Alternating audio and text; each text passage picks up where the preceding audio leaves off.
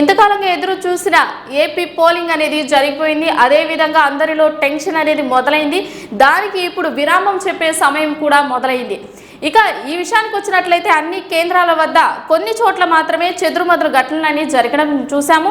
అదేవిధంగా అభ్యర్థులు కూడా తమ ఓటు హక్కుని వినియోగించుకున్నారు. వృద్ధులు కావచ్చు, అలాగే మధ్య వయస్కులు కావచ్చు, ప్రతి ఒక్కరు కూడా తమ ఓటు హక్కును వినియోగించుకున్నారు. ప్రతి ఒక్కరు కూడా క్యూ లైన్ పాటించారు. అలాగే అధికారులు కూడా పటిష్టమైన బందోబస్తు కూడా ఏర్పాటు చేశారు. ప్రతి నియోజకవర్గంలో కూడా అన్ని రకాలుగా పటిష్టమైన బందోబస్తు అనేది పోలీసుల ద్వారా కూడా అందరికీ సాయం అందించడం అలాంటివి కూడా చాలానే జరిగాయి. వృద్ధులను కూడా తమ తమ కేంద్రాలకు పంపించడంలో కూడా వాలంటీర్స్ కూడా కొంత సహాయం చేశారనే చెప్పవచ్చు. ఇక ఒక్కొక్క నియోజకవర్గంలో కొన్ని చోట్ల మాత్రమే లైక్ గూడూరు వంటి అంటే కొన్ని గుంటూరు తెనాలికి సంబంధించిన ప్రదేశాలు, అలాగే బుచ్చిరెడ్డిపాలెం సంబంధించిన ప్రదేశాల్లో కూడా కొన్ని ఘటనలు జరగడం చూసాము మనం. అలాగే కొందరు తమ కండువాళ్ళు కప్పుకొని వెళ్ళడం వల్ల వారు జరిగిన విషయాలు కూడా చూసాము. ఇక నియోజకవర్గం పరిధిగా చూసినట్లయితే పర్సంటేజ్ అనేది ఎలా ఉన్నది అంటే మన నెల్లూరు నియోజకవర్గానికి సంబంధించి పర్సంటేజ్ అనేది ఎలా ఉన్నది మా కొలీగ్ శివ మీకు అందజేస్తారు. సో ఓకే, మనం ఇప్పుడుగా చూసుకున్నట్లయితే ప్రముఖంగా ఉమ్మడి నెల్లూరు జిల్లాకు సంబంధించి ఎన్నో 10 నియోజకవర్గాలు ఉన్నాయి మన దగ్గర. ఇందులో ఒక్కొక్క నియోజకవర్గానికి సంబంధించినటువంటి పర్సంటేజ్ని ఇప్పుడు మనం తెలుసుకుందాం. ఇందులో మొదటగా కందుకూరు నియోజకవర్గానికి సంబంధించి అయితే 65.32% అయితే పోలింగ్ నమోదయ్యింది. అండ్ దాని తర్వాత మనకి ప్రధాన నగరంగా చెప్పుకునేటటువంటి కావలి పరిధిలో అయితే 57.37% అయితే పోలింగ్ శాతం నమోదైంది. అలానే ఆత్మకూరులో 57.06, కోవూరులో 55.49, నెల్లూరు సిటీకి సంబంధించి 55.02% అయితే పోలింగ్ నమోదయ్యింది. నెల్లూరు రూరల్లో 54.67, ఉదయగిరిలో 59.34% అయితే పోలింగ్ నమోదైనట్లు వెల్లడిస్తున్న రిపోర్ట్స్ అన్ని. అలానే సర్వేపల్లిలో అతి ఎక్కువగా 61.90 నమోదయ్యింది. అలానే గూడూరులో 39, సూళ్లూరుపేటలో 45, వెంకటగిరిలో 44%. ప్రస్తుతానికి మధ్యాహ్నం నుంచి కానీ మనగా చూసుకున్నట్లయితే ఎక్కువ పోలింగ్ శాతం నమోదైనట్లు తెలుస్తుంది రిపోర్ట్స్ ద్వారా.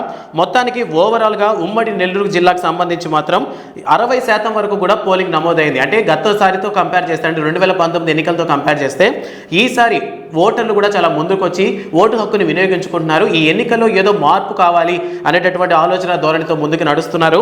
ప్రస్తుతానికి నెల్లూరు జిల్లాకు సంబంధించినటువంటి వివిధ పోలింగ్ కేంద్రాల నుంచి వచ్చినటువంటి అప్డేట్ అనమాట ప్రస్తుతం ఇది.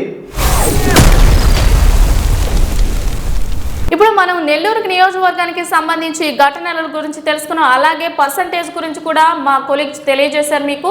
అదే విధంగా ఏపీ వైజ్ ఏ విధంగా ఉంది, పర్సంటేజ్ అనేది ఏ విధంగా ఉంది, పోలింగ్ ఏ విధంగా జరిగింది అన్న విషయాన్ని కూడా తాను అందిస్తాడు.